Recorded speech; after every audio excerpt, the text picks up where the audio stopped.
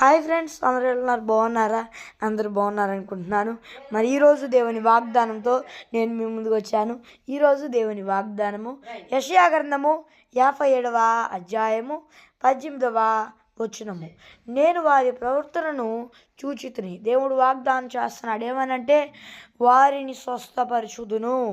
మరి ఫ్రెండ్స్, ఈరోజు దేవుని వాగ్దానము మరి ఎవరు ఎలాంటి పరిస్థితుల్లో ఉండి వాగ్దానం చూస్తున్నారు నాకైతే తెలియదు, కానీ దేవుడు స్వస్థపరుస్తాడంట.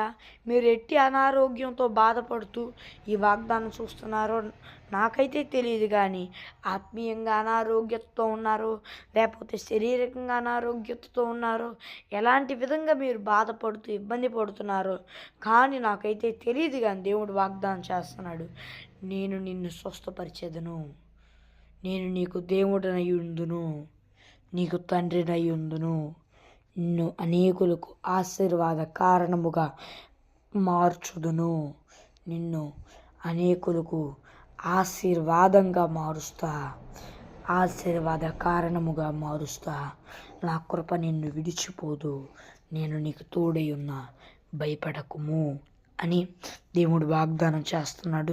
మరి ఫ్రెండ్స్, ఈరోజు దేవుని వాగ్దానము మరి చిన్న ప్రార్థన చేసుకుందాం.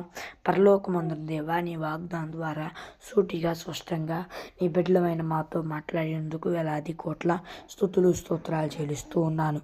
అయ్యా, ఈ నీ బిడ్డలందరూ ఈ భూలోకం ఉన్న వారందరూ నేను నమ్ముకొని మారు మనసు పశ్చాత్తాపం పొందుకొని బాప్తిజం తీసుకొని రక్షణ పొందుకొని నీ ఆత్మను పొందుకొని నీ ఆత్మ అభిషేకం పొందుకున్నట్టుకు సహించేయ్యా.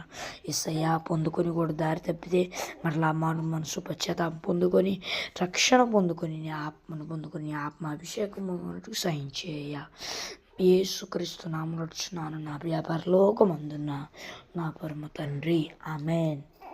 మరి ఫ్రెండ్స్, ఈరోజు దేవుని వాగ్దానము మరి మీ ప్రార్థన కొరకు చివరిలో వీడియో మరి ఆశీర్వాదం తర్వాత కనబడుతుంది కదా, చివరిలో వీడియో నెంబరు, ఆ నెంబర్కి కాల్ చేయండి.